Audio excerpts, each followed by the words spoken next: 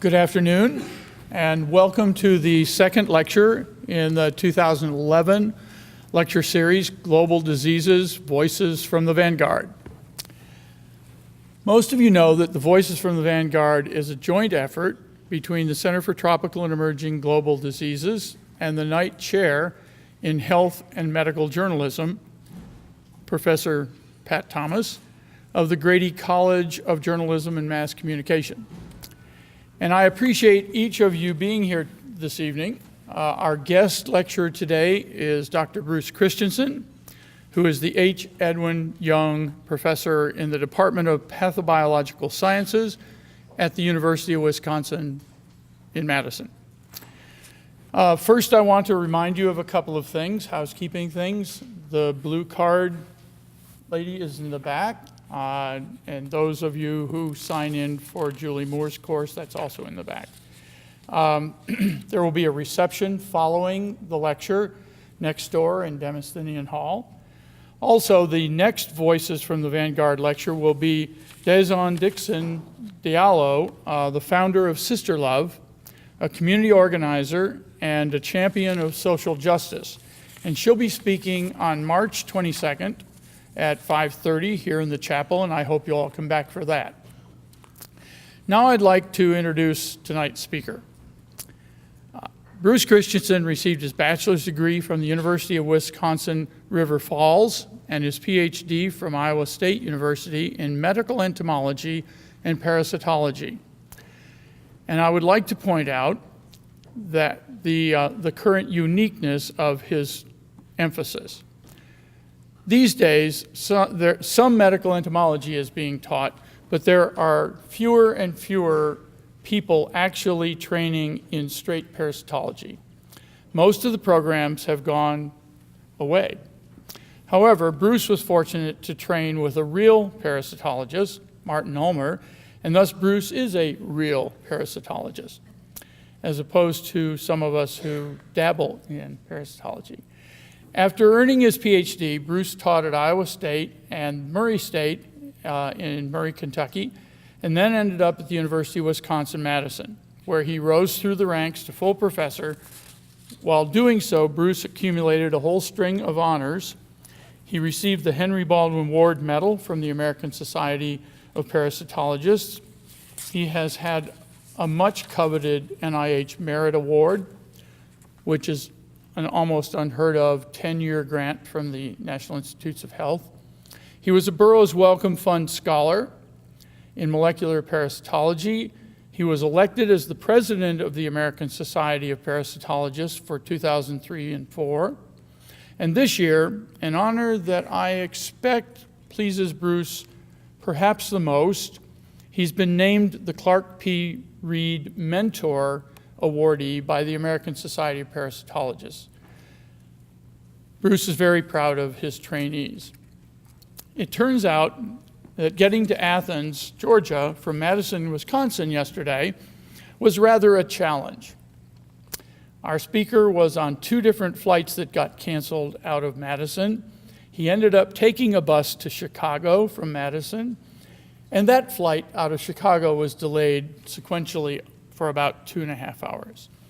So despite protests and counter-protests in his hometown, and despite a nasty snowstorm with thunder and lightning, he persevered, and he got here about a little after 10 last night.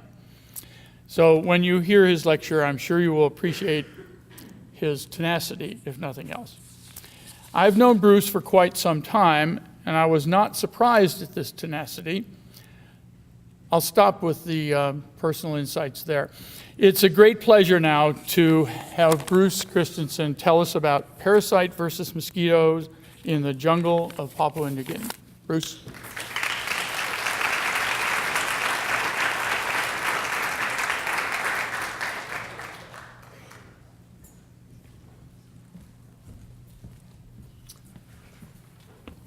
Thank you, Daniel, and thank you for not telling stories. That's nice. It's been a long time since I've been to Athens, and this was a really nice trip because my last experiences here have been very good. It's changed a little bit. It's been quite a while. I think the last time was was when Ray Damien actually had a symposium on the training grant and decided, that maybe they should have some vector biologists come and talk. So it was quite an experience. Anyway, it's very good to be here. I'm going to try and tell you a little bit about what I do. I'm not going to give you very much data, but I'm going to show you some pictures, and I'm going to try and explain what lymphatic filariasis is and what we try and do. Mosquito-borne diseases, that's Dan. Mosquito-borne diseases really don't respect whatever high rank somebody has. They'll transmit them to them with no problem whatsoever. But mosquitoes really transmit three major groups of pathogens, all different kinds of arboviruses. Of course, we're most familiar with West Nile, but dengue and yellow fever and Japanese bee encephalitis and some nasties. Lymphatic filariasis that many people don't know about, and of course malaria, which is one of the big three that everybody knows about in international health: tuberculosis, HIV, AIDS, and malaria. I'm going to talk mostly about filariasis. It's not a trivial disease. It affects about 120 million people in the world.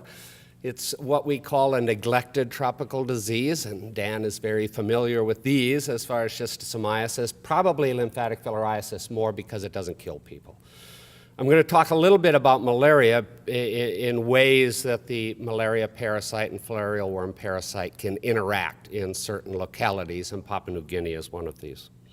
We're not going to talk about dengue at all. So when we talk about neglected tropical diseases, and you've had Peter Hotez here, I think, in the past, so, Peter is the champion of neglected tropical diseases, and thank you very much, Peter, for doing that. They're neglected because they don't kill people for the most part. They make people very sick, so you have this metric called the disability adjusted life year, a DALY. And so you have these millions of DALYs, and if you want to get into the real metrics of this, you can read this paper, because Payne and others are pretty sure that this metric is very inappropriate for parasitic diseases. Maybe works well for cancer and some of these, but not for these. It's probably much greater. Anyway, that's another story. So what I'm going to try and do today is talk about lymphatic filariasis. I'm going to talk about really 5 things. I'm going to talk about the biology a little bit so you know what this is. I'm going to talk about the global program to eliminate lymphatic filariasis, which I'm sure Eric Ottesen told you about when he was here. I may not be quite as optimistic as Eric is about this. I'm going to talk on my thoughts on the status of the program and really what is happening with it from a vector biology perspective. Some very brief comments on what I really do for a living. For the most part, I guess if you count up my publications, it's mosquito immunity. How does a mosquito protect itself against a pathogen or disrupt the development of a pathogen that it transmits? But I'm going to talk a little bit about it. So then I can talk about how parasite, and parasite-mosquito interactions actually happen in certain localities and kind of wrap it up that way a little bit, okay? So the parasites that cause lymphatic filariasis, it's primarily Wuchereria bancrofti, but there's a couple of others, Brugia malayi and Brugia timori, that maybe make up 5% of the cases. Wuchereria bancrofti is the biggie. It's a little different than malaria. You don't have one mosquito transmitting it. You have a number of different genera of mosquitoes and a number of different species. So it gets a little complex, and it's hard to equate what is happening in one part of the world with another part of the world because the biology of the vectors and the parasites differ a whole bunch. So we've got about 1 billion people at risk, 120 million infected, and probably about 40 million that actually have disease that you can see. So for the most part, 2/3 of the people, it's kind of a silent infection. They don't even know they're infected. The distribution is primarily tropical. We used to have a little bit in North America. In South Carolina, I believe there was a little foci, and it was probably brought over with the slaves. Now you could probably say the vast majority of cases are in sub-Saharan Africa and the subcontinent of India. Okay, that's where almost all the cases are. But I like Papua New Guinea. Parasitologists show you life cycles, and I'm going to show you this life cycle. I'm going to explain it a little bit. The parasites, are pretty good immunologists. They live in the lymphatics. They think this is a nice place to live. They don't really care about the immune system. The only time we really get in trouble with them is when we respond immunologically, and this is the case with many, many parasitic diseases. If we just wouldn't see them as an immune system, we'd probably be in pretty good shape. But they live in the lymphatics, and they give rise to living offspring that we call microfilaria, the little larvae that circulate in the blood. And as they circulate in the blood, a mosquito can pick them up during feeding, In the mosquito, the parasite goes into the midgut, burrows through the midgut of the mosquito, and goes to the flight muscles of the mosquito. Burrows in there, becomes intracellular, goes through 2 molts, breaks back out, crawls into the proboscis of the mosquito, and then gets transmitted when they feed again. They're not injected, they get out in a different way, and I'll show you that. I've got a little video, it's kind of fun. This is a really interesting evolution of parasite and hosts, because this parasite shows periodicity in the peripheral blood, the blood that circulates at the surface of the body, the blood that the mosquito feeds on. In most of these things, they have a diurnal periodicity. So during the day, you can take a blood sample after blood sample after blood sample from a person, and you find none of these little larvae. But you take them at night, and you find lots of them. So they synchronize their existence in the peripheral blood with the feeding habits of the mosquito. In most areas, they are nocturnal or night-feeding mosquitoes. Now, if you go to the South Pacific, where Aedes polynesiensis is a vector, that's a daytime feeder, and there you have, in this Pacific strain, a diurnal periodicity, so it just reverses itself. So that's kind of cool. That kind of makes you believe in coevolution. You know? So this is what the Microfilaria look like. So on the left side here, you have just a stain, and this is what gets ingested by the mosquito. And on the other picture there, that's actually a scanning electron micrograph of a mosquito's stomach, as if you were floating in the body cavity of the mosquito. And what you're seeing is this worm actually crawling out on its way to the thoracic musculature. And these are actually pictures taken by one of Hoda Farid's graduate students at Ain Shams University in Egypt, where these are actual Wuchereria bancrofti. On the left is a first stage larvae that's in the muscles, and on the second is the second stage larvae. And when they molt to that second stage, the mouth comes open, then they start eating mosquito tissue. So in a laboratory, you can identify heavily infected mosquitoes because they're walking on the bottom of the carton. They can't fly anymore. Their flight muscles have been destroyed. So this parasite is nasty to its vector as well as to its definitive host. So the next time a mosquito lands on you, and with this warmth, it's not going to be very long in Georgia, watch it feed, okay? So they have this proboscis with stylets in it, so the proboscis bends back and they drive the stylets in, and there's 2 tubes. One squirts in saliva and the other sucks up blood. The saliva functions to keep, you've got a good guy here in the entomology department in Don Champagne that studies these salivary proteins that actually keep the blood from clotting and keep it flowing.